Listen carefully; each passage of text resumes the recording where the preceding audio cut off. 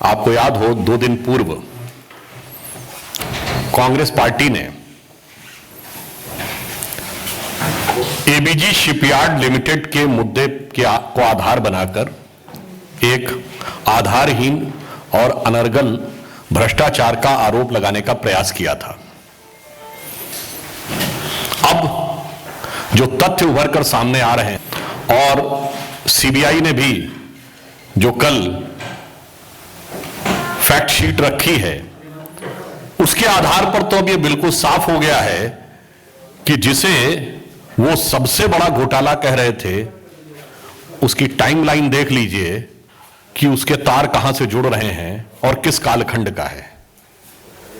उसका कांग्रेस के साथ ऐसा आत्मीय और अंतरंग संबंध दिखाई पड़ रहा है कि मानो अब तो भ्रष्टाचारियों और कांग्रेस का कुछ ऐसा नाता हो गया है कि अजी हमसे बचकर कहां जाइएगा, जहां जाइएगा हमें पाइएगा। अब मैं इसके आलोक में आपको कुछ तथ्य सामने रखता हूं। उन्होंने प्रश्न यह किया था कि एबीजी शिपयार्ड एनपीए हो गई, उसके अकाउंट्स में कई हेराफेरी हुई, कार्रवाई क्यों नहीं हुई। अब यह तथ्य सामने आया है कि एबीजे शिपयार्ड 30 नवंबर सन 2013 को एनपीए हो गई। 30 नवंबर 2013 को किसकी सरकार थी? सर्वविदित है, कांग्रेस के शासनकाल में। जो फैक्ट्स आए हैं उसमें सबसे ज्यादा जो हेराफेरी हुई है वो 2005 से 2012 के बीच में हुई है, जिसमें उनको नौसेना का एक बड़ा करार यूपीए की शासनकाल में 2011 में दिया गया, जिसे हमारी सरकार ने आकर रद्द कर दिया। जिस 22,000 करोड़ रुपए के घोटाले की बात कांग्रेस के मुख्य प्रवक्ता महोदय ने किया था, वो 2012 में शुरू हुआ। यहां तक अब तथ्य सिर्फ ये नहीं है कि किस कालखंड में हुआ। अपने कार्यकाल के अंतिम दिनों में मार्च सन 2014 में एबीजी शिपयार्ड का लोन रिस्ट्रक्चर किया गया, उसका पुनर्निर्धारण किया गया। और अगर आप कुल टाइमलाइन देखें तो जून 2011 में 970 करोड़ रुपए, जनवरी 12 में 500 करोड़ रुपए का ऑर्डर दिया गया, मार्च 14 में रिस्ट्रक्चरिंग कर दी गई, और जब ऑडिट रिपोर्ट आई तो 2016 में फाइनली ऑडिट रिपोर्ट में उन्हें दोषी पाया गया और उसके बाद फ्रॉड घोषित किया गया हमारी सरकार के कार्यकाल में। तो अब यह बात बहुत स्पष्ट हो जाती है कि इन लोगों ने जो बात कही थी, भ्रष्टाचार को में आकंठ डूबी हुई कांग्रेस का सारा संबंध तथ्यों के साथ उन्हीं से स्थापित होता चला जा रहा है। और यह भी बात है कि जो उन्होंने कहा था कि गुजरात में कंपनी जहाज बनाने का काम करती थी, यह तथ्य शायद उन्होंने जानबूझ के छुपाया कि सारा का सारा टर्नओवर उसका मुंबई और पुणे में था। उनका जो कॉर्पोरेट ऑफिस था वो भी मुंबई में मैथ्यूज रोड के ऊपर भूपति चैंबर्स नामक बिल्डिंग में था। तो अब यह बात बिल्कुल साफ है कि जिसको उन्होंने सबसे बड़ा घोटाला कहा था, एक बार फिर अनेक घोटालों के आभूषण से विभूषित कांग्रेस पार्टी के नगीनों में एक और नगीना जड़ गया है। This has further added to another feather in their extensively overburdened featherful cap of blatant corruptions। तो अब हम कांग्रेस पार्टी से पूछना चाहते हैं कि वो ये बताएं कि सबसे बड़े घोटाले में उनकी संलिप्तता क्या थी, क्योंकि एक जो मान्यता के अनुसार इस कंपनी के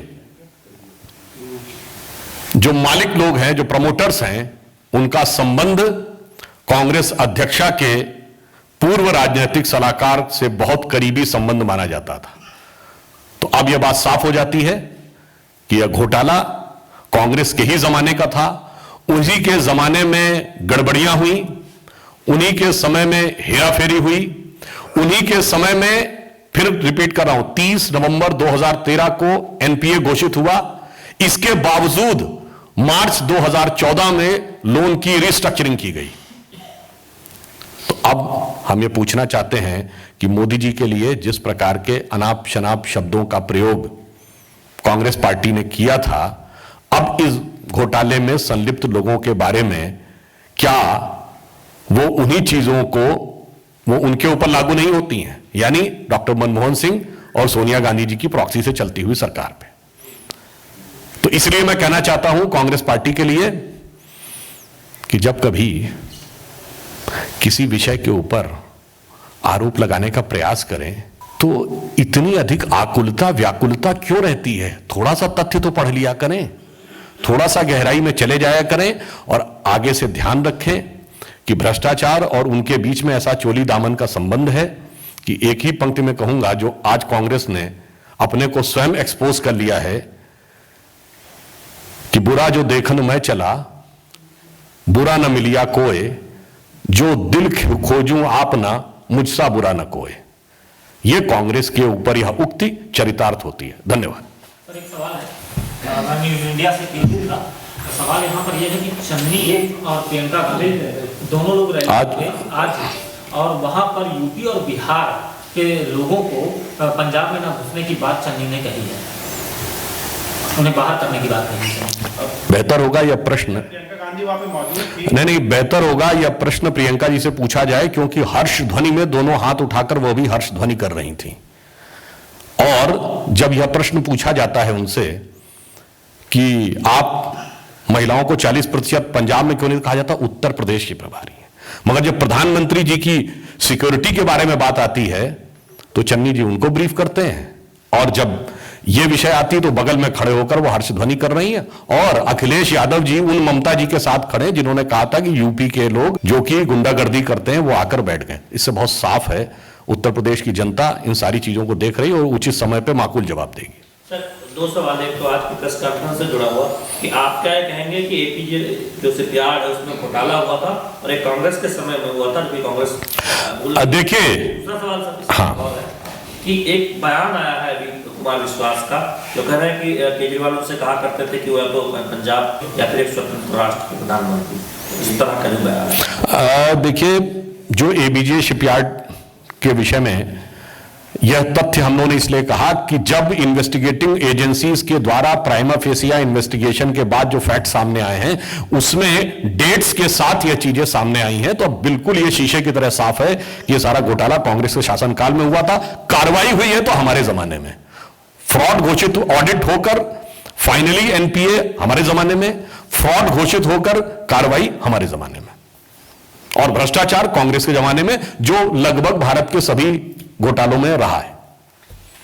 सर दूसरा, जो एक कुमार विश्वास ने एक बयान दिया है जिसमें उन्होंने हवाला दिया कि केजरीवाल ये कह रहे थे कि वो या तो सीएम बनेंगे स्वतंत्र सूबे के या तो स्वतंत्र राष्ट्र के, पंजाब को लेकर, तो ये बहुत ही। तो पहले केजरीवाल जी स्पष्ट कर दें, कुमार विश्वास अभी उनकी पार्टी में है कि नहीं है? अगर है तो ये उनकी पार्टी का आधिकारिक बयान है, और नहीं है तो केजरीवाल जी ये स्पष्ट कर दें। और वैसे अब देखिए, उनके बयानों के बारे में आप क्यों इतना गंभीरता से लेते हैं? पिछले 7 साल की उनकी भी टाइमलाइन देख लीजिए ना, कब क्या बयान दिया है। धन्यवाद। मैं कह रहा हूं केजरीवाल जी की भी टाइमलाइन देख लीजिए ना, वहां से शुरू करके, मैं राजनीति में नहीं आऊंगा तो बड़ी लंबी टाइमलाइन है। इसलिए मुझे लगता है जो लोग उनके अंतरंग रहे वो समय समय के ऊपर, जैसे कांग्रेस भ्रष्टाचार के मामले में एक्सपोज होती है, वैसे ही वो अपने वक्तव्यों के मामले में भी स्वतः अपने को एक्सपोज करते चले जाते हैं। धन्यवाद।